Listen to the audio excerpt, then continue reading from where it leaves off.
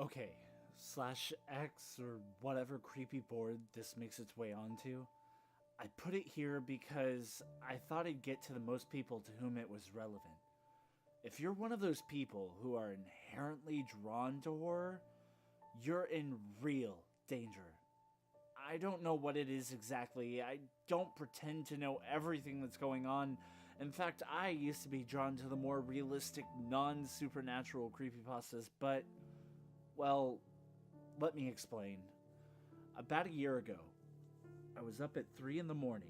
You know, that part of the night where you're so deep into it, feels like it will never end. Anyway, I was up clicking around looking for good creepypasta I hadn't read before. Really getting myself freaked out. You know the feeling, I'm sure. You like the feeling. That's the problem. Anyway, I'm reading and I hear a pattering sound coming from the kitchen. I had a cat, so I just assumed it was her, but then I glanced on my bed. And my cat is there. Now, I've been freaking myself out for a while here, so I was nearly trembling with fear as I opened my bedroom door. I live alone in a single bedroom apartment with just a bedroom, a kitchen, a living room, and a bathroom. My bedroom door opens up to the kitchen. It was pitch black. The moonlight was just shining in on the linoleum. I strained my ears and listened, but I heard nothing. I kind of made fun of myself for being such a wimp about it, but it was just random house noises, right? Or maybe just a mouse in the walls. I was about to turn around and head back to my room when I heard it again. And I saw something this time, scattering across the floor in the kitchen, heading for the bathroom. It was small, but definitely not a rat. The limbs were way too long. The torso was far too high off the ground, and the way it moved quickly, but so awkwardly. In any other circumstance, I might have laughed at it, but as I was super scared, so, I basically freeze for like 10 minutes. It was the size of the thing that convinced me to move.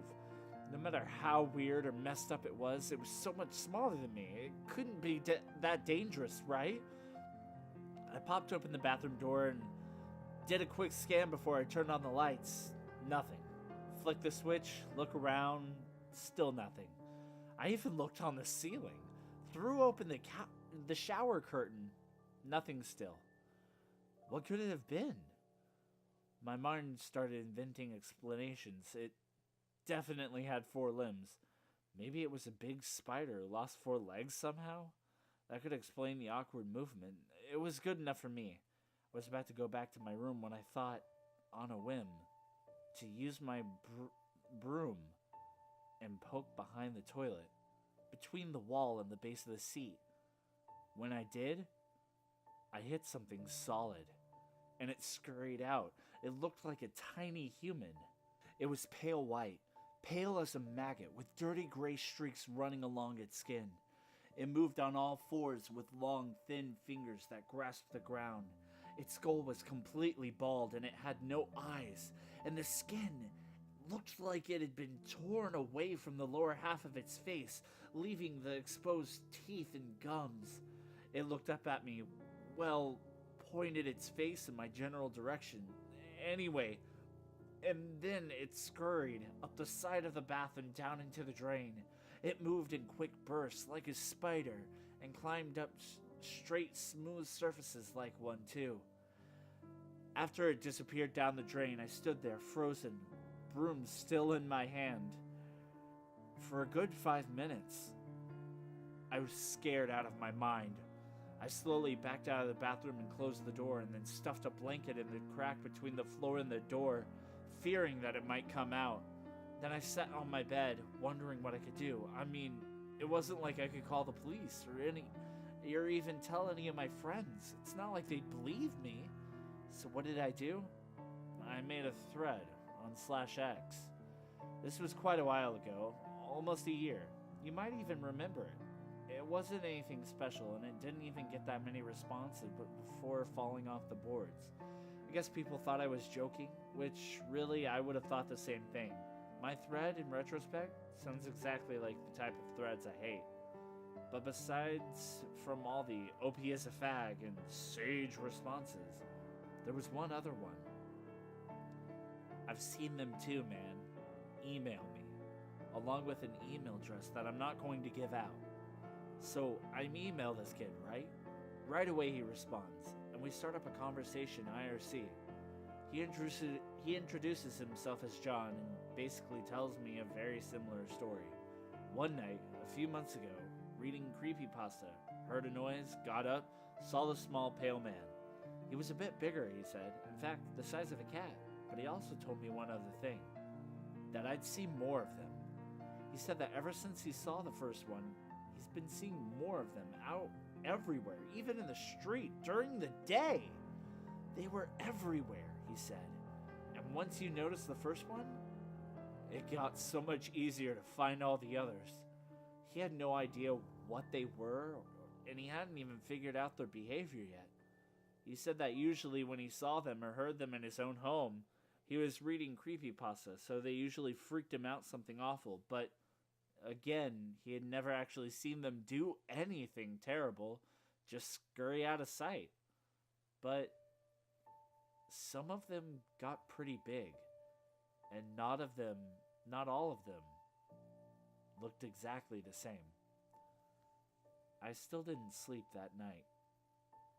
But over the next week and those that followed, I did get a little used to them. I saw a lot more of them. I'd glimpse them out of the corner of my eye, or see the retreating rear end of one crawling into a gutter pipe, or see their tiny faces staring out at the street from the sewers. Some, it seemed, weren't even trying to hide. I lived in Providence, Rhode Island, which is a small city. On my way to work one day, I take a bus. I was looking out the window and saw a pretty large one. As large as a medium-sized dog trotting along the sidewalk. People were just walking by it. Actually, I think a lot of people saw it as a dog. One man even stopped and scratched its head. I'd always email John and tell him about the experiences I saw. I even tried to catch some on camera, but they always heard the mechanical whirring and darted away before my camera could take a picture. I told myself I'd have to take a picture of one of the bigger, slower ones. But either way, as weeks wore on, I became more and more used to them. Sure, they were still creepy. Really creepy. And I could never sit down on the toilet and enjoy a long crap anymore because I was paranoid as crap they'd climb out of the toilet bowl and bite me on the butt. But they weren't really doing anything. They unnerved the crap out of me, but so did big spiders. I could live with them. John called them Gristers because they said they reminded him of the Grister meme on /X for some reason. I'm pretty sure he meant the Grifter meme, but the name Grister stuck. I continued my exchanges with John, but I noticed that he was becoming more and more tense. It was hard to tell over the text, but really, that was the only way to put it. I just figured that once the novelty of a shared experience had worn off, we didn't really have much to talk about. John wasn't really my type. He was a steroid-pumping bodybuilder in southern Florida who lived with his mom. But we started discussing Grister behavior, and he said that his were starting to act a bit more different. He'd wake up at night and they'd be perched at the end of his bed, staring at him with their eyeless faces. They wouldn't scurry away anymore. He said he woke up one time because one of them had actually started touching his face. It seemed really unnerving. This whole time I had been putting out inquiries on the internet to see if anyone else had experienced this phenomenon. I couldn't be the only one, but no one came forward. On /X, most of my threads about the subject got saged, so eventually I stopped asking. But I had an inquisitive mind. I wanted to know what these things did, what they actually were. I even wanted to capture one. I left out food and mousetraps, but none of these things ever went for it. My cat would notice them, though. She'd hiss at them and even chase them a couple times. All those times I had seen her do that, I assumed she was being a stupid cat, chasing nothing. One night I was walking home from work alone. I work at a call center for a police charity, and my house is about 6 miles away.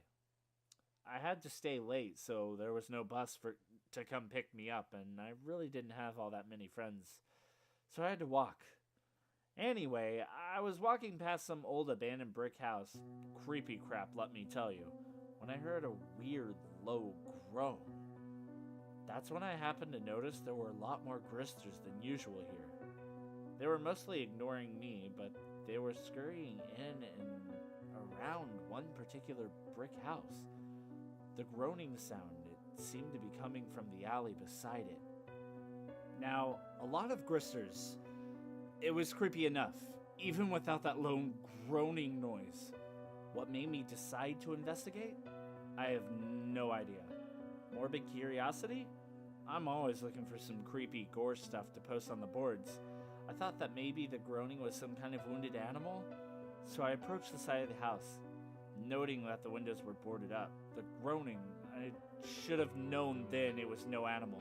It was a low, creaking, gurgling sound.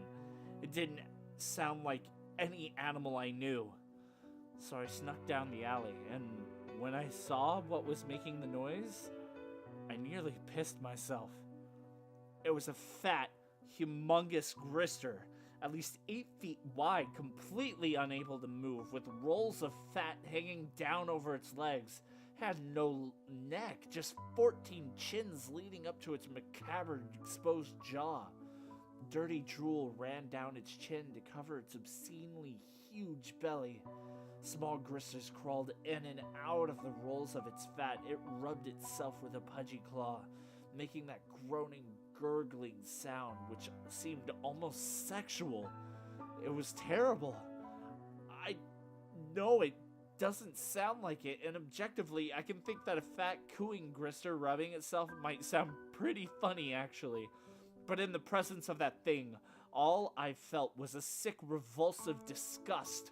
But I kept one thing in mind, that I had been looking for a picture of these things. So I busted out my camera phone and snapped a picture. I wish I hadn't. If I hadn't, I think maybe I could have lasted a little longer. The minute I snapped the picture, the thing stopped groaning and swiveled its head around to look at me. All the Gristers did, in fact. They all started hissing and screaming at me, a horrible freaking noise like rusty nails on a chalkboard. I was thoroughly freaked out. To put things mildly, I lost my mind. I ran out of there as fast as I could, ran all the way home. They didn't seem so harmless to me now. That noise they made was straight out of hell. I didn't feel safe with the lights off anymore. I flipped all the lights on, scaring the crap out of my napping cat, but I didn't care.